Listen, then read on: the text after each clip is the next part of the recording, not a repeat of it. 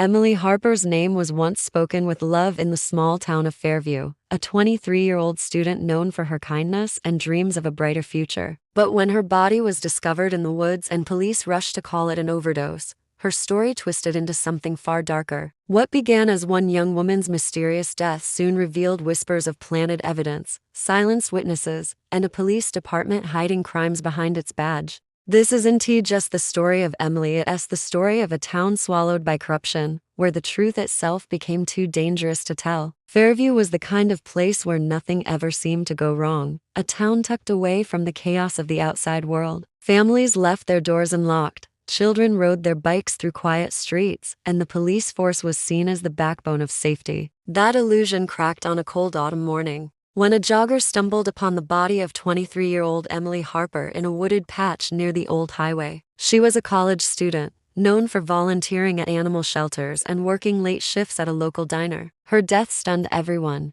not only because of who she was, but because of how it was presented. The official story spread quickly. Emily had died from a drug overdose before losing control of her car. The wreck, they said, explained her injuries. For most people in town, the explanation felt rushed, almost too convenient. When police searched her car, they claimed to find small packets of narcotics hidden under the seat. Emily had no history of drug use, and her closest friends swore she barely even drank. Still, the reports emphasized the evidence found, painting a picture of a young woman leading a secret life. But things didn't add up. The fingerprints on the drug bags didn't match hers. The security footage from a nearby gas station where she was last seen alive was logged into evidence, then mysteriously disappeared from the department's system hours later. It was as if someone wanted to close the case before the real questions could be asked. The town's grief slowly turned into suspicion. People whispered about how quickly the investigation wrapped up, and how officers brushed off anyone who doubted the overdose explanation. Emily's family refused to stay silent. They hired a private forensic examiner, and the results raised more alarms. The drugs supposedly in her system didn't match the type found in her car. The bruises on her wrists looked like the marks of someone restrained, not from a crash.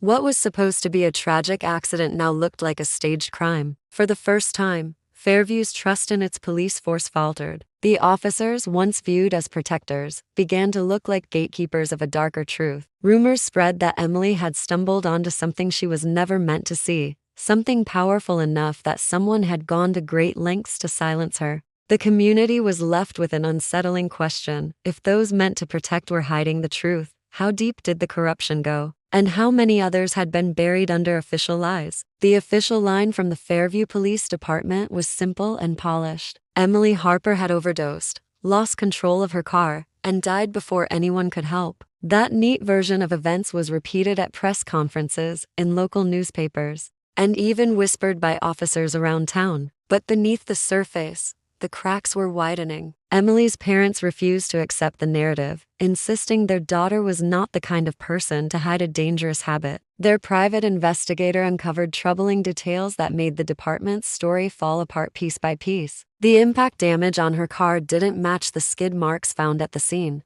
Her toxicology results contained traces of a drug completely different from the substances allegedly found in her vehicle. Even more unsettling, the seatbelt in her car showed no signs of use, suggesting she hadn't been behind the wheel at all when the crash occurred. As this information trickled out, whispers spread across Fairview like wildfire. Residents who once believed their police force beyond reproach now spoke in hushed tones about cover-ups and lies. Journalists from nearby cities arrived, eager to dig into the inconsistencies, but their questions were met with hostility. Officers who pressed too hard within the department suddenly found themselves reassigned to night shifts or written up for minor infractions. One sergeant who had spoken to Emily's family about irregularities was abruptly fired for misconduct, though no clear reason was ever given. It was as if invisible hands were pushing every inconvenient truth out of sight. Meanwhile, a chilling pattern emerged. An anonymous tip led reporters to past cases in the town that bore striking similarities: unsolved deaths that had been quickly closed with tidy explanations, often involving drugs or accidents. Family members of those victims claimed they had noticed signs of tampering, but no one had listened. Now, with Emily's case under scrutiny, they began to connect the dots. Each time someone questioned the official story, intimidation followed. A local informant who had hinted at police involvement in Emily's death disappeared overnight, his apartment left unlocked, his belongings untouched. By now, it was clear that Emily's death wasn't just a tragic accident. It was the spark that illuminated something much larger, a dangerous system built on silence and fear. Fairview was beginning to understand that the people sworn to protect them might actually be the very ones orchestrating the darkness. The turning point came when an anonymous whistleblower within the Fairview Police Department leaked a series of documents to a local journalist. At first, the files looked like ordinary reports, but hidden between them were memos, internal emails, and financial records that told a far more disturbing story. They described the existence of a covert unit operating under the department's leadership, one that functioned outside official oversight. This group, according to the documents, had been involved in everything from manipulating crime statistics to covering up violent incidents committed by officers. Buried deeper were records of payments, large sums of money moving through accounts tied to shell companies, all linked to names of officers with spotless public reputations. The leaked material painted Emily Harper's death in a chilling new light. Among the files was a surveillance note that referenced her by name, labeling her as a potential witness. The date on the document matched the week she died. Investigators pieced together that Emily may have accidentally discovered evidence of the secret unit's operations. Whether she stumbled onto it through her job at the diner or crossed paths with the wrong officer, one fact became clear: she had become a liability. And liabilities in this hidden world were erased.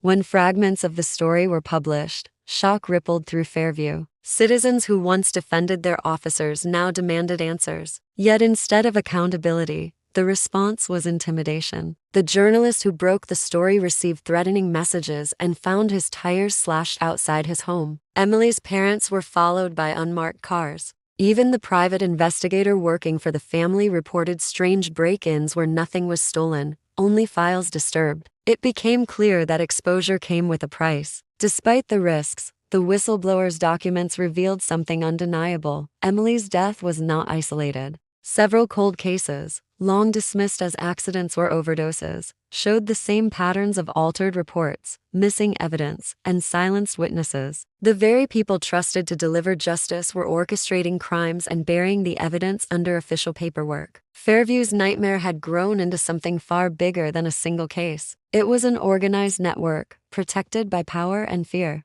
thriving within the walls of the department itself. The revelation left residents with a chilling realization: if those sworn to serve and protect were the architects of violence and corruption, then no one was truly safe. Federal authorities eventually stepped into Fairview, but what looked like a breakthrough quickly became another maze of frustration. Agents requested files from the police department, only to be told they were misplaced. Evidence that had once existed, photographs, dashcam footage, and even the official autopsy report, vanished from record rooms as if they had never been there. Court proceedings stumbled when judges who initially pushed for transparency suddenly withdrew from the case without explanation. It felt as though every institution meant to hold the system accountable was being manipulated by the same invisible hand. Those still brave enough to fight back faced growing danger. The whistleblower who had leaked the incriminating documents was scheduled to testify but never made it to the courthouse. Their apartment was found unlocked, lights on, papers scattered across the floor. No signs of a struggle, no note, and no trace of where they had gone. Some believed they had been taken, others whispered they were silenced permanently. Journalists covering the scandal began to receive anonymous calls warning them to stop publishing stories. A local editor recanted his article, citing inaccuracies, though everyone suspected fear had forced his retreat. Meanwhile, Fairview's residents were trapped in an atmosphere of paranoia. Parents forbade their children from speaking about the case in school. Community meetings ended in silence when questions about the police were raised. Anyone who dared to speak publicly against the department noticed strange cars idling near their homes at night. The town had become a place where truth itself was dangerous. Inside the investigation, federal agents encountered obstacles that felt deliberate. Requests for assistance from state offices went unanswered. Files meant to be transferred to Washington disappeared en route. A rumor spread that higher-ranking officials had connections to the Fairview officers, suggesting that the corruption stretched beyond the borders of the town.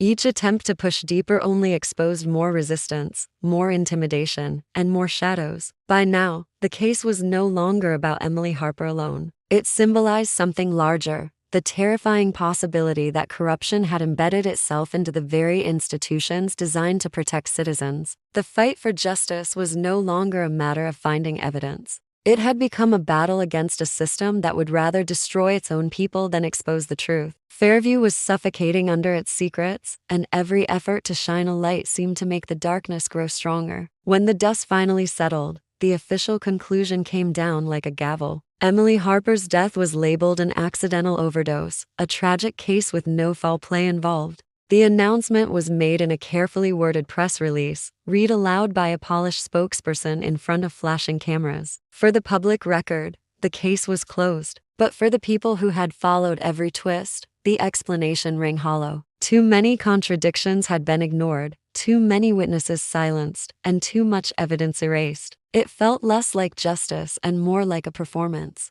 scripted to maintain control and bury the truth. Emily's family refused to give up. They held vigils, released statements, and begged for outside attention, but each plea was met with silence or vague promises of reform. The police department insisted they would implement new training and oversight, a thin gesture that convinced almost no one. The same officers implicated in the leaked documents kept their jobs, some even receiving quiet promotions. On the surface, Fairview looked calm again. Beneath it, fear still ruled. Other families soon came forward, emboldened by the noise Emily's case had made. They spoke of loved ones lost in strange circumstances, deaths dismissed as overdoses, suicides, or accidents, all with familiar signs of tampered evidence. Patterns emerged that were impossible to ignore, yet nothing changed. Federal agencies shifted their focus elsewhere, claiming insufficient proof to pursue charges. Journalists who once pushed hard moved on to safer stories. The spotlight faded, and Fairview slipped back into obscurity,